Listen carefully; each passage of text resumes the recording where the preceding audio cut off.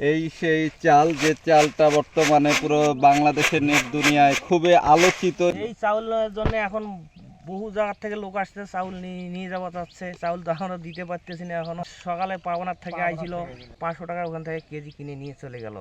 মানে 500 টাকা কেজি, 500 টাকা কেজি নিয়ে গেল। মানুষের জটলা দিনাজপুরের এই গ্রামে। কারণ শুধু একটাই, এই গ্রামে নতুন একটা উদ্ভাবন আমরা দেখতে পাচ্ছেন বাঁশের ফুল। যে বাঁশের ফুল থেকে হয়েছে চাল, এবং যা বর্তমানে পুরো বাংলাদেশের নেট দুনিয়ায় আলোচিত ঘটনা। তো ভাই, আপনারা কি এটা দেখার জন্য আসছেন কিনা? এটা দেখার জন্য আসলাম আমরা। সবাই কি এটা দেখার জন্য আসছেন? হ্যাঁ, আচ্ছা, আপনারা কি এর আগে কখনো দেখছেন কিনা বা শুনছেন কিনা যে বাঁশের ফুল থেকে চাল হয়? বাঁশের ফুল হয় এটা জানতাম, কিন্তু বাঁশের থেকে যে চাউল হয় এটা আমরা জানতাম না। আচ্ছা, বাঁশ থেকে যে চাল হয় এটা ওনারা জানতেন না। তো দেখতে পাচ্ছেন, তো ফুল একটু ছিঁড়বেন আপনারা, ছিঁড়ে আমাদেরকে দেখাবেন।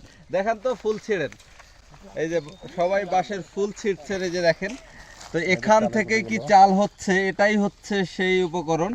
কাকা চলে আসেন, কাকার হাতে চাল, সাঞ্জু ভাইয়ের বাবা।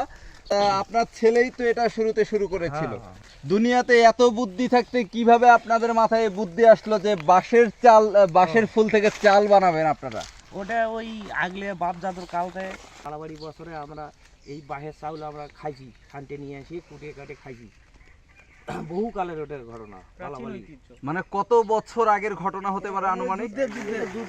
যুদ্ধের টাইমে। মানে সেই 71-এর ঘটনা এখন আবার কিভাবে পুনরাবৃত্তি হলো, কেন মনে হলো আপনার? এখন আমার কথা কয়, আমাদের ছেলে ওই যখন থবে চলে গেছে, যাই দেখো তো ঠিক আছে, ওগুলো দেখো উঠতে দিয়ে চাউল করতেছে, তখন ওই বস্তা নিয়ে যায় শান্তি শুনতে আনে, আমরা এগুলো বাড়িতে আনে পরিষ্কার করে ওদের দিয়ে শুকান করে এই যে মেল থেকে আমরা কুটে নিয়ে আসি। আসে তো গ্রামের লোক দেখে কেউ ছাড়ে না, সবাই আনা করে নিয়ে যাচ্ছে। চাউল দেওয়া বদল করে কেউ 40 টাকাও দিচ্ছে। মানে ভাতের চাউলের সাথে মানুষ বদল করছে আপনার এটা। এখন আপনাদেরকে যেটা দেখাচ্ছি, সবাই এক নজরে এই চালটা নিজ হাতে দেখার জন্য অপেক্ষায় আছে। সবাই দেখতে পাচ্ছেন যে হাতের মুঠোয় চাল নিচ্ছে। সবার কাছে এটা অবাক এবং আজব বিস্ময়, যেটা এর আগে ঘটেনি বাংলাদেশে। তো আপনি আসছেন, এটা দেখতেছেন। তো এই চালটা কি ওই চালের মতো আপনার কাছে মনে হচ্ছে কিনা? হ্যাঁ, এই চালটা একদম হুবহু ওই রকমই, বোঝার কোনো ক্ষমতা নাই। মানে ভাতের চালের মতো, ভাতের চাউলের মতো। কিন্তু পার্থক্য কি মনে হচ্ছে আপনার কাছে? কিছুটাই মাঝখানে যেরকম একটু দাগ আছে, মানে আপনার কাছে জবের মতো মনে হচ্ছে। আপনারা তো দূর দূরান্ত থেকে আসছেন, ওনারা দারুণ একটা জিনিস আমাদের সামনে নিয়ে আসছে, কি বলবেন আপনারা? নতুন কিছু আবিষ্কার করছে বা খাদ্যের জন্য আমাদের জন্য অনেক ভূমিকা রাখবে। যে আগামী প্রজন্ম যে ধান থেকে চাউল পেয়ে এসেছে, আমরা পেলাম শুধুমাত্র এখন বাঁশ থেকে চাল। আমাদের ভবিষ্যতে বা আমাদের সামনে যারা আসবে এদের জন্য অনেক ভূমিকা রাখবে খাদ্যের জন্য। আপনি দারুণ বললেন। কখনো কি পড়েছেন কিনা বা জেনেছেন কিনা এই বিষয়টা? না, কখনো জানিনি, বাট শুনছি যে আগে নাকি অনেক প্রাচীন ঐতিহ্য নাকি ধান থেকে মানে বাঁশ থেকে চাল আসতো, দাদা বা অনেক প্রাচীনকালে মানুষের খাবারের মধ্যে ছিল আর কি, গল্পে শুনেছি, সম্মুখীন আছে। আচ্ছা ভাই, এই চাল কতটুকু সম্ভাবনা রাখছে আমাদের বাংলাদেশের খাদ্যের জগতে? আসলে এটা হচ্ছে আপনার সিজনারি একবারে আমরা পাবো, সব সময় বা সারা বছর এটা দেখা যাবে না।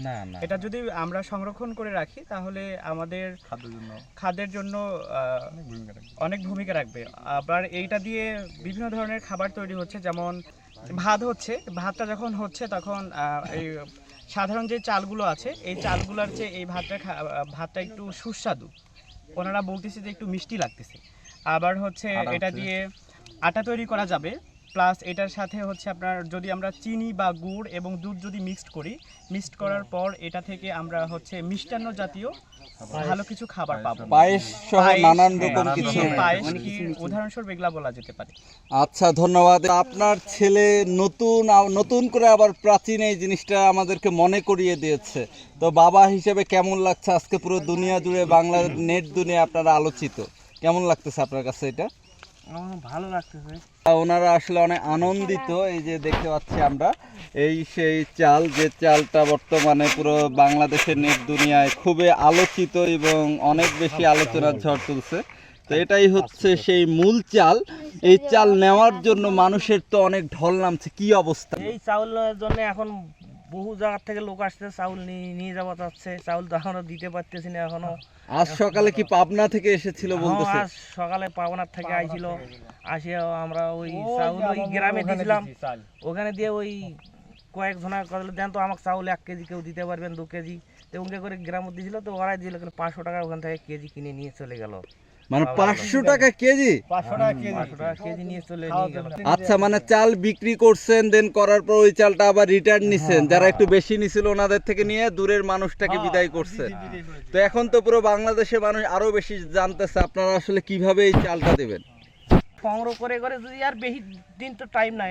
আচ্ছা, যাই হোক, এই চাল সম্পর্কে বিস্তারিত ডকুমেন্টারি জানতে আমাদের সাথেই থাকুন। ইনশাআল্লাহ বিস্তারিত ভিডিওতে আমরা আপনাদেরকে জানাতে চাই কিভাবে এই চালটা শুরু হয়েছে এবং কিভাবে এই চালটা আপনারাও পেতে পারেন। তো যাই হোক, পরের ভিডিওর জন্য অপেক্ষা করুন, ইনশাআল্লাহ দেখা হবে।